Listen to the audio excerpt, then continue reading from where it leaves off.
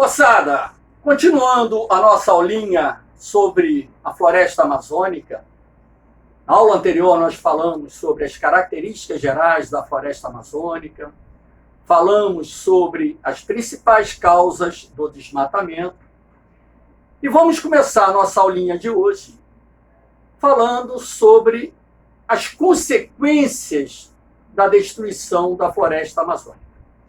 E nada melhor do que iniciar mostrando a vocês um gráfico que é do INPE, do PRODES, que é o programa do INPE que acompanha ou monitora o desmatamento na floresta amazônica, para que vocês possam perceber os dados referentes à destruição da floresta amazônica. Observe que de 2008 para cá, a maior taxa de desmatamento ocorreu no ano de 2019. 9.762 quilômetros quadrados de floresta se perderam esse ano. A taxa de desmatamento já ultrapassou a 10 mil quilômetros quadrados. Então, moçada, quais são as consequências da destruição da floresta amazônica? Vamos lá. As mudanças climáticas. A floresta amazônica, através do seu processo de evapotranspiração, contribui para cerca de 50% de toda a umidade do ar existente na região. O restante provém das correntes de ar que vêm do Oceano Atlântico, as correntes de leste, que trazem umidade para o interior da Amazônia. Ora, a partir do momento em que você destrói a floresta amazônica, o primeiro impacto que se observa a nível climático é a queda da umidade do ar e o aumento da temperatura. Cientistas brasileiros pesquisaram os efeitos da destruição da floresta amazônica no clima amazônico. Ora, a umidade do ar caiu em até 30% nas áreas desmatadas.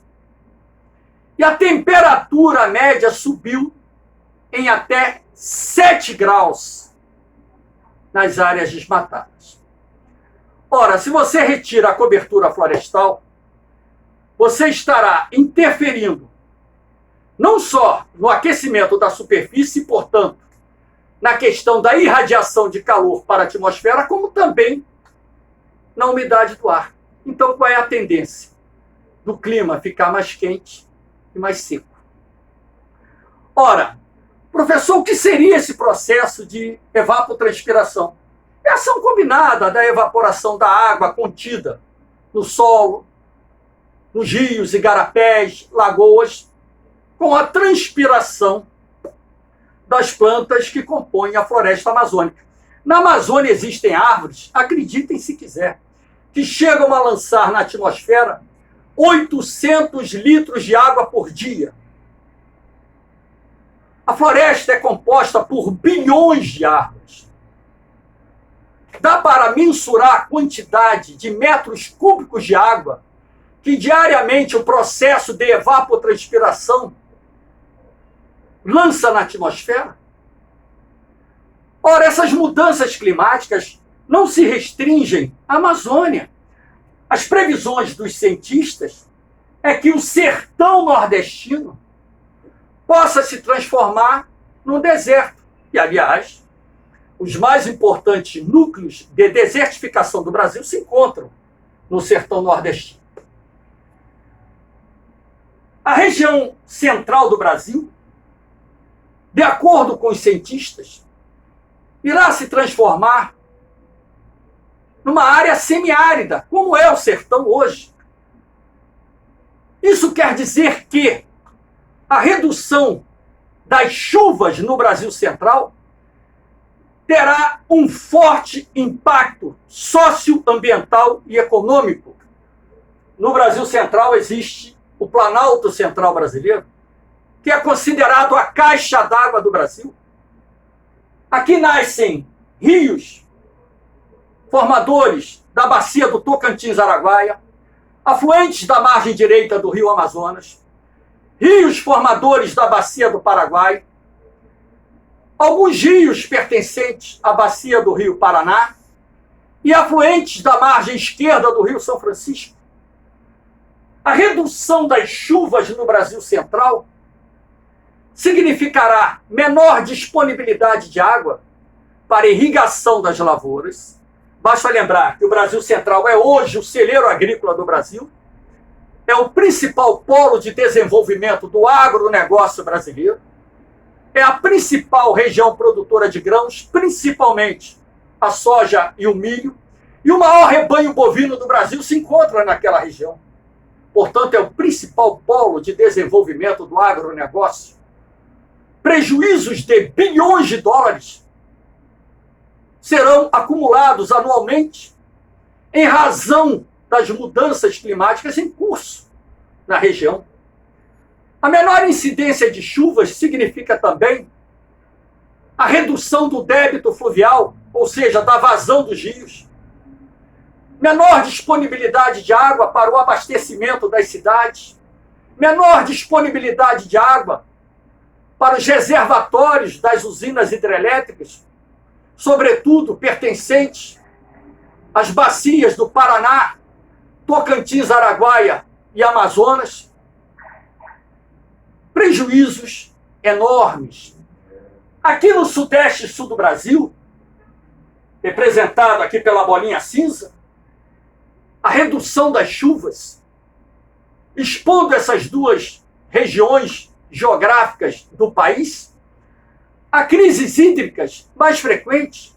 Ora, se a população cresce, se as atividades produtivas crescem, a demanda por água aumenta. Se a disponibilidade de água diminui em função da redução das chuvas, chega um determinado momento em que a conta não fecha. Então isso causará também sérios prejuízos, não só às atividades agrárias, como também às atividades urbanas e ao próprio abastecimento da população. Essas mudanças climáticas também podem ser entendidas através da dinâmica dos rios voadores. O que são esses rios voadores? Os rios voadores, na verdade, surgem aqui no Oceano Atlântico. É uma corrente de ar, uma corrente de leste, que traz umidade do Oceano Atlântico para dentro da Amazônia. Essas correntes de ar, ao passarem pela Amazônia, recebem mais vapor d'água proveniente do processo de evapotranspiração, realimentando as nuvens que levam chuvas até os contrafortes da Cordilheira dos Andes. Como a Cordilheira dos Andes é formada por montanhas com mais de 4, 5 até 6 mil metros de altitude, esses ventos são desviados em direção ao centro-sul do Brasil, trazendo calor e umidade para a nossa região. Parte das chuvas que caem no Mato Grosso do Sul, Mato Grosso, São Paulo, Paraná, Santa Catarina, Rio Grande do Sul, são procedentes dos rios voadores. A outra parte é procedente da massa equatorial continental, que é uma massa de ar que se forma aqui na Amazônia Ocidental, e que a partir da primavera começa a se expandir em direção ao centro-sul. Ora, se esses rios voadores ficarem mais secos, e a própria MEC, a massa equatorial continental, também ficar mais seca, você pode entender facilmente o porquê da redução das chuvas em áreas distantes da Amazônia. O que já está acontecendo há anos. No Brasil Central, em determinadas áreas, o índice pluviométrico em 15 anos caiu 30%. E as mudanças climáticas que estão se processando, em parte, são resultantes da destruição da floresta amazônica e, em parte, da destruição do próprio cerrado, que é o bioma dominante aqui no Brasil Central. Vamos a outra consequência. A destruição de um valioso banco genético. Eu falei para vocês o seguinte, que na Amazônia existem milhares de espécies e que cerca de 90% dessas espécies ainda não foram devidamente estudadas pela ciência. Ora, na floresta amazônica existem espécies de alto valor comercial. Não estou me referindo somente às madeiras de lei, não. Estou falando dos frutos, das plantas com propriedades medicinais e de outras plantas que fornecem matéria-prima para diferentes ramos da indústria. Destruir a floresta amazônica sem antes estudá-la é como se queimar a Biblioteca Nacional sem antes sequer ler um livro. Tamanha fonte de conhecimento científico que essa floresta possui e que estamos, infelizmente, desprezando. Não se sabe ao certo a quantidade de espécies endêmicas que já foram extintas na Amazônia. Espécies endêmicas são aquelas que se desenvolvem somente em determinados nichos ecológicos. Em nenhuma outra parte do Brasil ou do mundo você vai encontrá-las. Nesses aproximadamente 20% da floresta destruída aqui em território brasileiro, não se sabe ao certo a quantidade de espécies que já foram extintas. Posso garantir que muitas foram extintas sem ser sequer estudadas. Ou até mesmo identificadas. Todo ano, cientistas do INPA, o Instituto Nacional de Pesquisas da Amazônia, descobrem novas espécies. Não só do INPA, como de outros institutos de pesquisas, não só do Brasil como do mundo, descobrem novas espécies vivendo em nichos ecológicos que até então estavam isolados da chamada civilização moderna. Olha as aspas. Talvez vocês entendam o porquê disso. A erosão do solo. A erosão do solo decorre da retirada da mata. A floresta ela protege o solo. Falei ainda há pouco que os solos da Amazônia são predominantemente arenosos, numa região onde o índice pluviométrico é muito alto. Então, o escoamento superficial da água da chuva remove areia, argila, cascalhos, que são pequenas pedras, e esse material removido vai dar origem à formação das vossorocas, que são grandes fendas, buracos que se formam no solo, que se formam em função não só do escoamento superficial, como também em função do escoamento subterrâneo da água. E quando essas vossorocas se formam, o processo de degradação do solo avança num ritmo muito acelerado. Às vezes, uma vossoroca, quando surge numa cidade como Manaus, ela é capaz de um mês engolir um quarteirão inteiro, para que vocês tenham ideia. O assoreamento dos rios. Ora, se esse material é retirado do solo, parte desse material vai ser depositado em áreas mais baixas, outra parte será carreado pela água da chuva em escoamento superficial para dentro dos rios. O assoreamento nada mais é do que o entulhamento do rio com sedimentos, areia, argila, cascalho. Qual é o problema disso? O problema disso é que na Amazônia o principal meio de transporte é o transporte fluvial. Em função daquela região possuir poucas estradas e, portanto, as hidrovias são as estradas que andam na Amazônia. Boa parte do transporte de pessoas e mercadorias na região é feita por rios. Se o processo de assoreamento avançar a um determinado nível, chegará um ponto em que a formação desses bancos de areia criará problemas para a navegação. E para manter esses cursos navegáveis, vai ter que gastar muito dinheiro através da dragagem.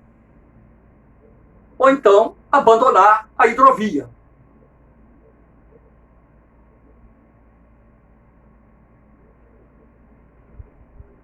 Uma outra consequência provém da liberação de gases do efeito estufa através das queimadas. Aqui você tem uma imagem de Porto Velho.